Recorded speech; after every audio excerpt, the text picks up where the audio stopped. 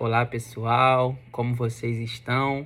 Seguimos para um novo vídeo da nossa série Definição de Vida com o tema O que está por trás da religiosidade? Para falar um pouco sobre esse tema, será necessário fundamentar sobre a questão da legalidade. Cada área da nossa vida, para que uma palavra de Deus possa frutificar, possa dar fruto, será necessário que nossa área profissional, nossa área sentimental, nossa área familiar, ou seja, que cada área da nossa vida esteja pautada num ambiente de legalidade. A legalidade, ela é o fundamento necessário para que a palavra de Deus, ou seja, uma boa semente, caia sobre nós como uma boa terra. Os ambientes de legalidade produzem boa terra, nos torna como uma boa terra para receber a semente do Senhor. E esses ambientes de legalidade, nós na condição de boa terra, existem algumas vertentes, algumas coisas que trabalham essa boa terra para que nos tornemos essa boa terra. E uma delas são as dores. As dores são processos que Deus permite com que aconteça na nossa vida para que nós possamos ser esticados, para que nós possamos ser amadurecidos.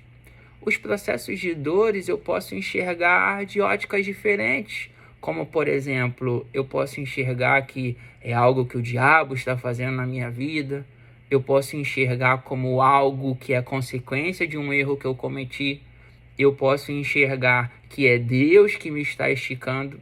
Existem muitas óticas para se enxergar. Porém, a proposta dessa nossa construção é entender que as dores, elas são partes de um processo de Deus que ativa a nossa parte inteligente, a área do nosso corpo inteligente. As dores têm esse objetivo. O próprio apóstolo Paulo, a Bíblia nos vai contar que a leve e momentânea tribulação produz um peso de glória. Ou seja, o peso de glória está atrelado à minha percepção sobre a tribulação. E a Bíblia também vai dizer que o poder de Deus se aperfeiçoa na minha debilidade, ou seja, na minha fraqueza.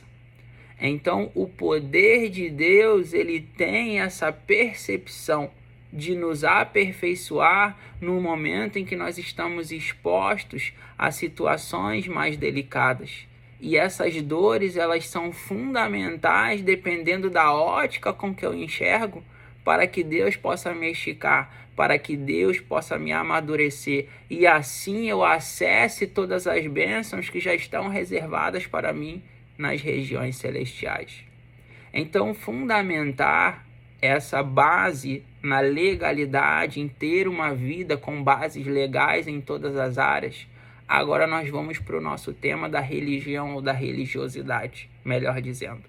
A religião ou religiosidade, se nós dermos um Google, se nós fizermos uma pesquisa, vão aparecer inúmeras situações, inúmeras definições em dicionários sobre essa palavra.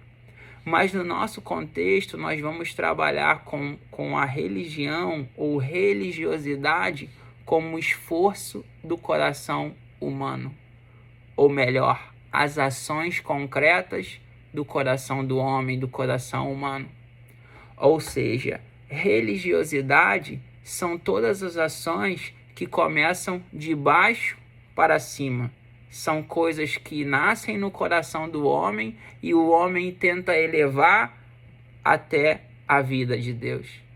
E esses atos de religião, esses atos de religiosidade, em contextos muito comuns, nós aprendemos que religião é o católico, é o evangélico, é o espírita, quando na verdade religião é toda a ação humana para tentar acessar aquilo que na verdade só tem êxito quando nasce no coração de Deus. Toda obra que nasce no coração de Deus, como aprendemos anteriormente, é eterna, mas aquilo que nasce no coração do homem tem data de validade. E a religião, ela é uma forte oposição à graça de Deus. A graça de Deus é tudo aquilo que Ele conquistou por nós, por meio da cruz. Jesus Cristo conquistou para nós, em nós, conosco, através da cruz. E essa graça, à medida que eu amadureço, nos acessa tudo aquilo que Ele conquistou. Ou seja, algo de cima para baixo. A nossa história com Deus, ela começa de cima para baixo quando Deus nos deu vida por meio de Cristo. Nós estávamos mortos nos nossos delitos e Ele nos deu vida. Porém, esse sistema religioso, esse sistema de religiosidade, ele nos vai adentrar, como também nós aprendemos no sistema de méritos.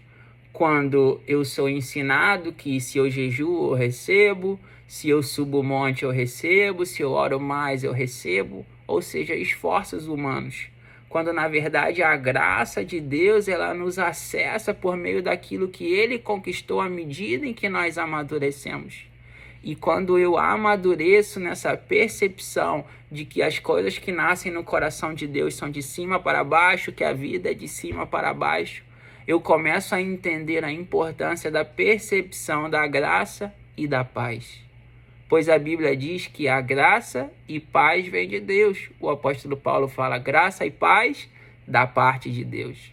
Então, graça, nós falamos anteriormente e fizemos um esforço de conhecimento para entender mais detalhadamente. Pois agora vamos começar a falar um pouco sobre a paz, que seria uma contraposição a essa crença do sistema de méritos, a essa crença dentro das vertentes de religiosidade. Quando nós falamos de paz, a Bíblia ela vai esgotar esse tema de inúmeras formas. Mas eu quero trazer aqui, em cima de Lucas capítulo 10, quando Jesus ele vai enviar aos discípulos ao que nós chamamos de evangelismo de oração.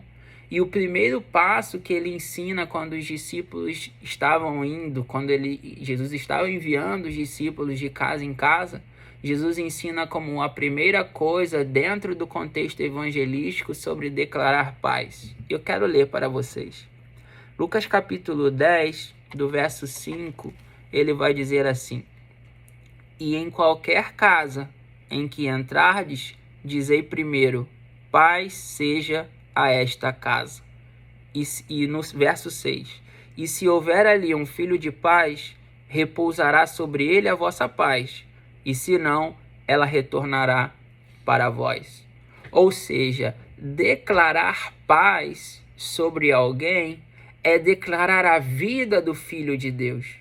E é interessante que a Bíblia diz que essa paz ela é sentida, porque se ela não for recebida, ela volta. Então, por meio da graça, essa paz que nós liberamos por meio de uma vida, ela é sentida, ela é palpável, ela é visível, é perceptível a recepção dessa paz. E essa graça e essa paz, quando a temos, nós começamos a mudar a percepção de todos os ambientes que nós entramos, mudamos a ótica das geografias que chegamos e ainda melhor, nós aprendemos a administrar todas as situações de uma posição totalmente diferente. Ou seja, qual é a nossa sugestão, qual é o nosso conhecimento dessa construção? Não ore para que Deus resolva os seus problemas. Não ore para que Deus possa sanar as suas dores e as suas dificuldades.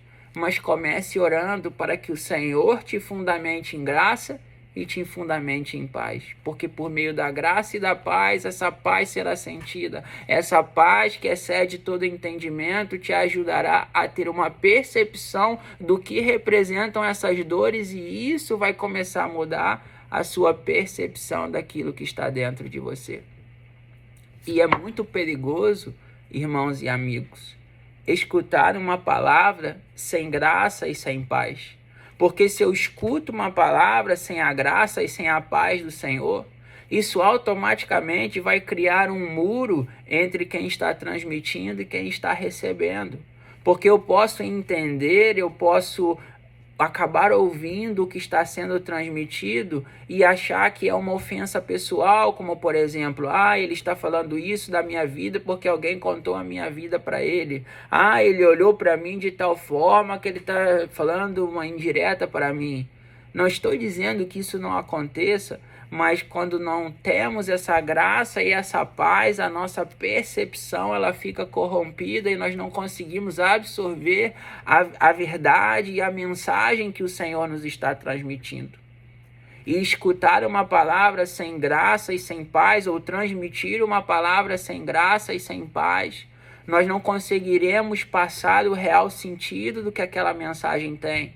Quando, por exemplo, diremos assim: olha, se você não dizimar, o devorador vai destruir as suas finanças. Isso é uma mensagem incorreta. E por que uma mensagem incorreta?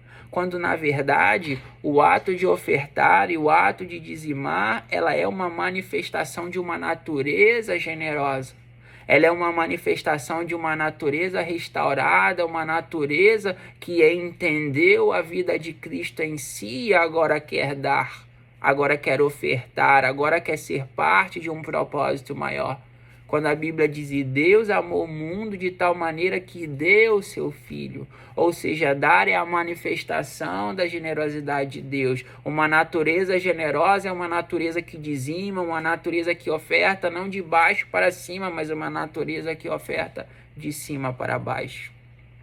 E também é interessante, ainda nesse tema de dízimo, esse tema de oferta, fazendo uma contraposição à religiosidade, a percepção de mentalidade de gestor e mentalidade de dono é fundamental. Porque imagine comigo se nós temos uma empresa e eu sou o dono de uma empresa. A responsabilidade de pagar os funcionários dessa empresa será minha. A responsabilidade de pagar os custos, de pagar as contas, de pagar todos os fornecedores será de minha responsabilidade. Mas se eu sou um gestor dessa empresa, a responsabilidade será do dono. Eu apenas irei gerir os processos por excelência daquela empresa. Então, quando trazemos esse conhecimento do mundo dos negócios para a nossa construção, quando eu tenho uma mentalidade de dono, será minha responsabilidade gerir meus recursos. Mas se eu sou gestor daquilo que o Senhor é dono, Ele será o provedor de todas as coisas. Por isso a Bíblia se apresenta a nós como mordomos de Cristo, como mordomos do Senhor, porque a proposta do Evangelho é que nós sejamos bons gestores daquilo que é dele, não daquilo que é nosso. Se eu tenho mentalidade de gestor, o Senhor me provê de todas as coisas. Mas se eu tenho mentalidade de dono, a responsabilidade será completamente minha. E essa mentalidade nós percebemos desde o princípio da Bíblia e os primeiros capítulos e tantos personagens que nos trazem esse conhecimento. E vamos dar o exemplo de Caim e Abel. O que representou a oferta de Caim? O seu esforço, a sua capacidade. Mas o que representava a oferta de Abel? Aquilo que o Senhor havia feito. Caim oferece fruto do seu trabalho, ou seja, da sua capacidade. E Abel oferece daquilo que o Senhor proveu, que era o cordeiro. E qual foi a oferta que o Senhor mais se agradou? A oferta de Abel. Então, como falamos anteriormente, tudo aquilo que nasce no coração do homem, do fruto do seu trabalho, da sua capacidade, terá data de validade. Mas aquilo que nasce no coração de Deus, a palavra que Deus liberou, fruto do seu trabalho de cima para baixo em nossas vidas, terá caráter eterno. A religiosidade, ela vai sempre trabalhar com formas antibíblicas. E por falta de um esquadrinhar das escrituras, nós não teremos uma percepção exata, uma dimensão exata da real verdade do que a escritura me apresenta. E podemos dar um exemplo quando falamos das setas, por exemplo, do trânsito. Imagine que eu mando fazer uma seta que não é permitido virar à direita e coloco na rua em que eu moro. E de repente as pessoas elas vão começar a não entrar ali naquela rua que eu moro. Dificilmente alguém vai na prefeitura para saber se aquela seta ela está registrada na prefeitura. As pessoas, na sua grande maioria, se não totalmente, elas vão simplesmente não vão mais entrar naquela rua ali, porque a seta está indicando isso. E esse exemplo, ele retrata muito do que acontece hoje em nosso meio, no meio cristão, no que diz respeito à avaliação das escrituras. As pessoas, elas simplesmente, elas ouvem aquilo ali e elas não procuram saber se aquilo ali representa uma verdade. Elas começam a seguir e quando tudo começa a estar corrompido, quando as coisas já não vão bem, a pessoa não consegue perceber o porquê, aonde foi o erro ou qual foi a má avaliação, porque não se teve um esquadrinhar das escrituras. E é interessante que a Bíblia vai falar sobre um grupo, o grupo dos bereanos. E a Bíblia ela descreve como um grupo que esquadrinhava aquilo que se estava sendo ensinado para verificar se o que estava sendo ensinado era de fato uma verdade. Então esse esquadrinhar das escrituras é algo fundamental que nós precisamos. Porque o esquadrinhar das escrituras vai fundamentar cada área da nossa vida que precisa de fato ser compreendido. A graça de Deus como um fundamento entre a graça e a paz, essa graça ela costuma ter dois grupos distintos. O primeiro grupo é aquele grupo do agora eu posso fazer tudo. E o segundo grupo é aquele grupo que não pode fazer nada. E eu costumo dizer que o extremismo é um lado da verdade que ficou louco. O extremismo é um lado da verdade que ficou louco. E esse lado da verdade que ficou louco é tanto aquele lado que diz que a graça me permite fazer tudo e aquele outro lado que diz que a graça não me permite fazer nada. Nós não somos revolucionários que estamos aqui para quebrar todos os preceitos, fundamentos e argumentos e colocar algo diferente. Nós também não somos inovadores que estamos aqui para criar algo novo e ser transformadores. Nós estamos aqui na condição de reformadores, porque os reformadores são aqueles que retornam as coisas para o seu desenho original, ou seja, reforma, retornando à forma. Nós acreditamos que a forma que o Senhor estabeleceu é o objetivo do Evangelho que nos faz retornar a esse desenho, que nos faz retornar a essa identidade. E quando estamos fundamentados nos sistemas de méritos, nós não conseguimos enxergar a importância que essa graça nos traz. A importância que o conhecimento da graça nos fundamenta numa verdade absoluta. E esse sistema de méritos também acaba nos levando, como falamos na lição anterior, a um suposto Ló. Quando Deus diz para Abraão, sai da tua terra e da tua parentela e vai para onde eu te mostrarei. E Abraão leva Ló, ou seja, Abraão leva o seu sobrinho, quando Deus disse que não era para ele se apartar da sua parentela. E talvez você pode dizer assim, olha João, mas na verdade Abraão, ele levou o sobrinho por uma questão de caridade, uma vez que o sobrinho seria supostamente um órfão, mas na verdade o reino de Deus, ele não se faz com caridade. O reino de Deus se faz com obediência. Vou repetir, o reino de Deus não se faz com caridade.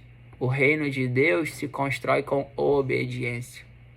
Jesus disse, amarás ao teu próximo como a ti mesmo. A lei, a religião, a religiosidade, ela te diz não, porém Jesus diz que sim. Jesus diz o que você precisa fazer. O não, geralmente, é uma palavra que denota uma concepção de restaurar a velha natureza. O não, ele é uma palavra que ativa em nós a velha natureza. Quando diz você não pode fazer isso, você não pode fazer aquilo, você não pode estar em tal lugar. E Jesus um dia, ele reúne os discípulos e diz: um mandamento vos dou, amarás ao teu próximo como a ti mesmo. Então, se eu amo ao meu próximo, eu não adultero. Se eu amo ao meu próximo, eu não assassino. Se eu amo ao meu próximo, eu não vou roubar. Ou seja, amar, ele nos traz a percepção e a concepção de ser um cumpridor de todos os mandamentos. Todos os mandamentos se resumem a amar. Amar não se trata de um sentimento. Amar é a concepção de uma pessoa. Amar é o entendimento de que eu estou externando uma vida superior que habita em nós para o meu irmão. Existe uma diferença muito grande, existe uma diferença bem perceptível sobre a vida eterna e a vida boa na terra. A vida eterna, ela é a vida que opera em nós por meio da vida de Deus, o poder superior que habita em nós. E a vida boa na terra é a qualidade, são as consequências de boas escolhas que nós vamos fazendo ao longo das estações da nossa vida. E a proposta do Evangelho é exatamente que a vida eterna e a vida boa na terra possam se mesclar. E assim nós possamos desfrutar daquilo que de melhor o Senhor reservou para nós. Como falei agora, há poucos segundos atrás, amar não é um sentimento, amar é uma pessoa. A lei, ela vai apontar o que você não deve fazer, mas a graça, ela tem um poder de reforma. A graça tem um poder restaurador. No episódio de Jesus com a mulher adúltera, para finalizar o nosso vídeo, a lei apontou que ela estava errada, que ela não deveria fazer isso ou aquilo, não deveria ter adulterado, não era para fazer assim, não era para fazer dessa forma. E tentaram ainda, diante de Jesus, o constrangê-lo com a pergunta: se ele disser que não é para matar, faremos isso. Se ele disser que era para matar, faremos aquilo. E na verdade, Jesus olha para aquela mulher e diz: aquele que não tem pecado, que atire a primeira pedra. Jesus não condenou. Jesus não foi um inovador. Jesus não foi um revolucionário. Jesus foi um reformador. Ou seja, ele retornou a situação para um desenho original. Jesus restaurou a situação, restaurou o coração daquela mulher. E ali aquela mulher encontrou salvação.